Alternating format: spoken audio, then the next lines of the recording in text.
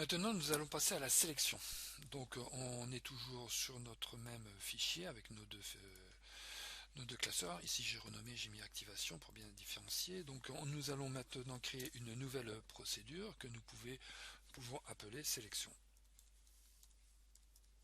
Alors, faut faire attention parce que souvent on peut confondre entre la sélection et l'activation, bien que parfois c'est assez délicat de faire le distinguo, puisque souvent on peut faire les mêmes choses avec les deux méthodes.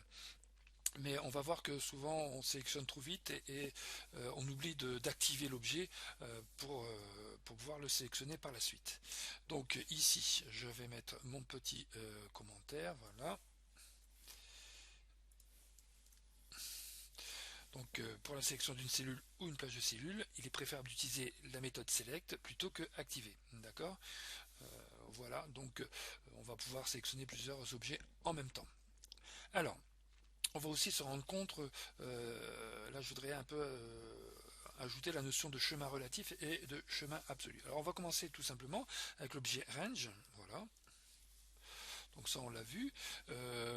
On sait que on doit indiquer l'adresse en chaîne texte. Alors au lieu ici de ne mettre qu'une seule adresse, on va mettre par exemple A1 et on va prendre une plage de cellules. Donc une plage de cellules sous Excel c'est 2 points et B12. Voilà, donc je vais avoir ici l'ensemble compris entre A1 et B12. Mais je voudrais aussi deux cellules totalement dissociées, totalement à part. Donc la sélection dissociée sous Excel, on utilise le caractère point virgule. Attention, ici on va changer de caractère. Donc tout ce qui est point virgule, on va le remplacer par virgule. Mais dès lors, tous les chiffres avec décimales, la virgule, vous allez devoir remplacer par le point. Donc ça, c'est une petite question d'habitude. Souvent, au début, on oublie cela et on a des erreurs de syntaxe. Donc la virgule ici est entendue comme étant le point virgule caractère de sélection dissociée. Donc je vais prendre par exemple D2, allez, je reprends une petite virgule et F6. Voilà, donc je pourrais m'amuser encore plus. Alors ici, voilà, j'ai l'objet range en tant que tel, mais je vais non pas lui affecter une propriété, ce qu'on avait vu avec value hein, dans l'exercice précédent, mais une méthode. Donc la méthode, ce sera la sélection, point select. Donc tenez, en passant ici avec l'aide contextuelle, on voit les méthodes avec le petit pictogramme vert hein, qui bouge, et ici la propriété avec l'étiquette. Voilà. Ok, alors on a vu que ici, quel que soit le classeur, je vais pouvoir bien sûr utiliser cette procédure. Donc voilà, j'avais déjà fait un petit test. Donc ici, je suis dans méthode, je suis dans n'importe quelle feuille, macro, voilà, sélection, exécuter. Directement, j'ai ceci. Et je peux bien sûr changer de feuille. Donc ici, je vais aller dans changer de feuille, changer plutôt de classeur. Je vais prendre mon autre classeur et je peux ici, idem, quelle que soit la feuille, là je vais prendre la feuille 1, aller exécuter la macro qui existe, qui est dans l'autre projet. Et voilà, cela fonctionne. Donc maintenant, on va voir les chemins relatifs et absolus. Donc ici, je reviens dans mon code, voilà. Donc je vais mettre directement, dire tiens j'ai envie d'aller choisir dans un classeur spécifique. Alors j'aurais tendance à écrire voilà le nom du classeur. Alors,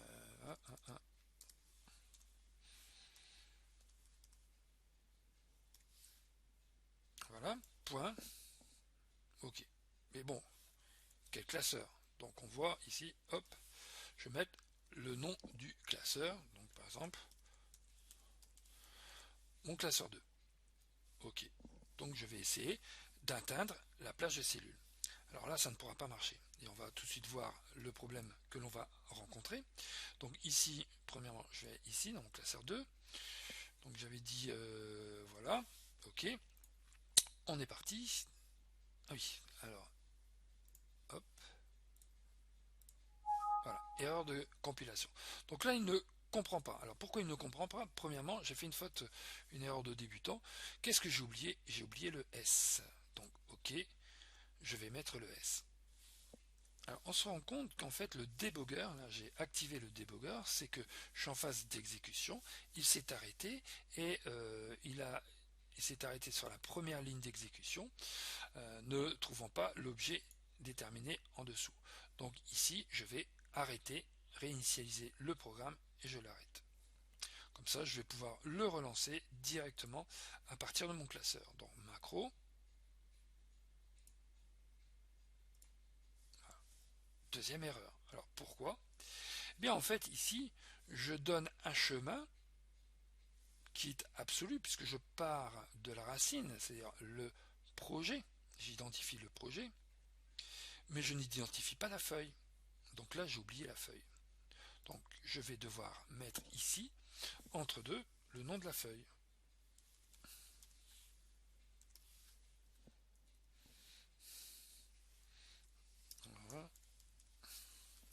Voilà.